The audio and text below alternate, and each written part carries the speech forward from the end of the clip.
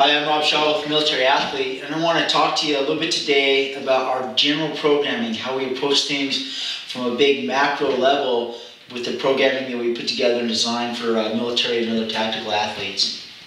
And that kind of breaks down to two ideas: base fitness versus sport specific or mission fitness. And the way I want you to think about it is to think about a long training period.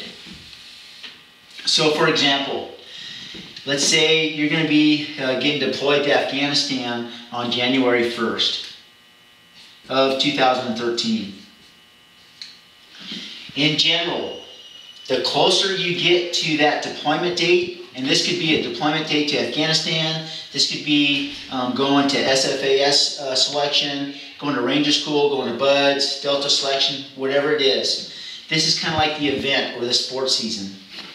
The closer I get to that deployment or that selection or that training, the more sport specific I want my programming to be, or my fitness programming to be.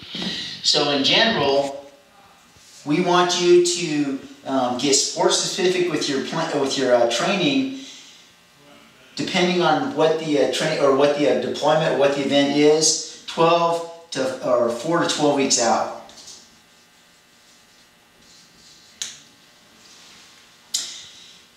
This period before we get to that point is what I call base fitness.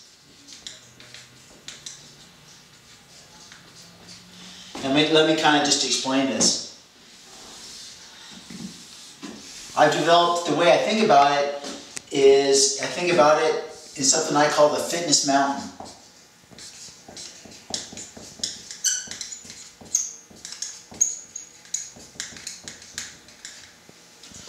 At the bottom of the fitness mountain is again what I call base fitness. It's this part right here.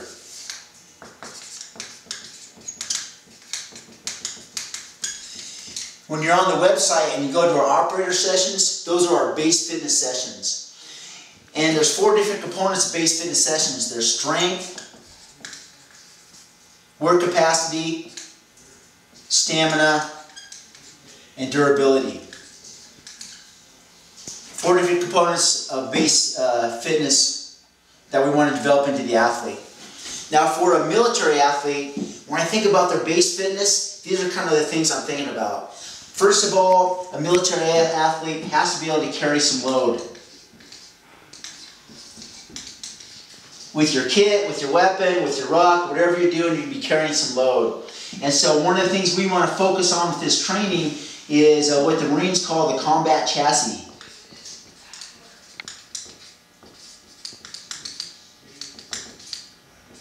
And the combat chassis is pretty much this area. It's between the midsection down to the knees. It's this whole area right here. Leg strength, lungs for carrying that type of load, midsection strength, we hammer to midsection. The other thing that, another component of what military athletes need to do is they have to be able to sprint. I understand that typical military training involves a lot of distance running at a relatively slow pace.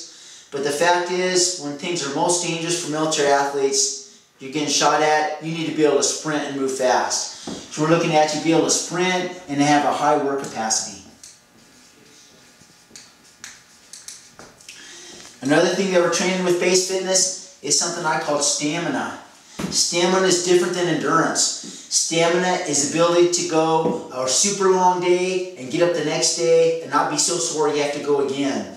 For example, let's say you're dropped off, you're going to make a hit on a village, you're dropped off 7 miles out, and you got to hump in with all your gear. You got to hump in there, make the hit, egress out, and the next day you have to do it again. There's that stamina that comes in, that involved with that. It's a fitness thing, a mental thing, a whole bunch of different things involved. Or for example, you're downrange and you end up doing 4 or 5 or 6 short hits in the course of a day. So just go again, and then again, and again. That's what I call stamina. And then finally, the 4th cornerstone, what I call our base fitness, is durability. And military athletes have long careers. And if you want to stay operational, you want to stay healthy. So all of our base fitness sessions generally have some type of durability component. We do different exercises. We do a lot of core work. Focus on different areas of mobility that help protect your lower back, your knees, your ankles, things like that to keep you durable. So our operator sessions are base fitness for my programming, and they're kind of designed to lay this foundation for a military athlete. Now on top of this is what I call mid-mountain fitness. Mid-mountain fitness is sport specific in the gym.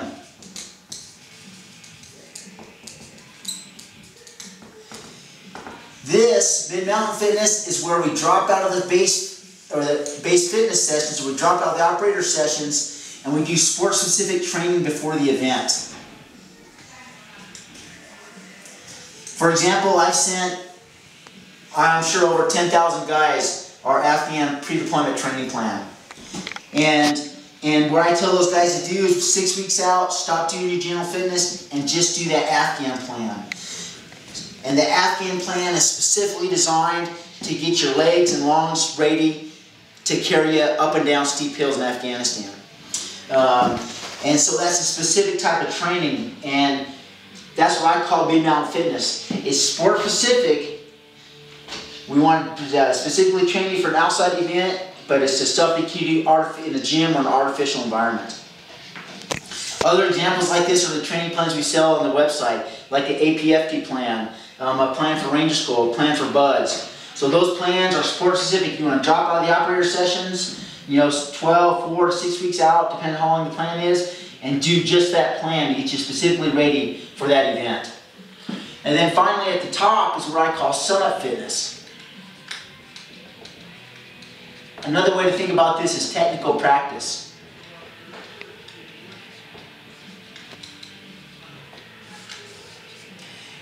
This is that type of fitness or physical activity that isn't efficient to train in the gym.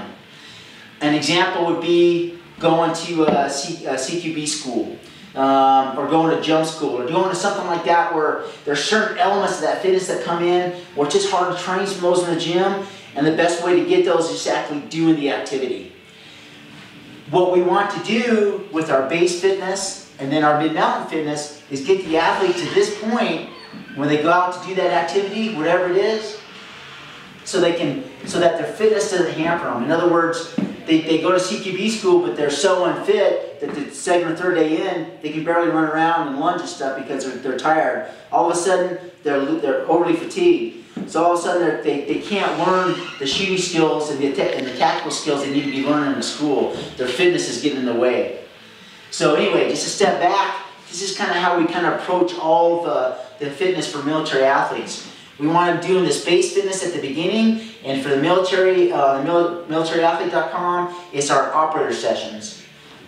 And even though it's general fitness, it has some specific goals. We want to develop the military athlete's combat chassis. We want to make your legs and midsection and hips really strong.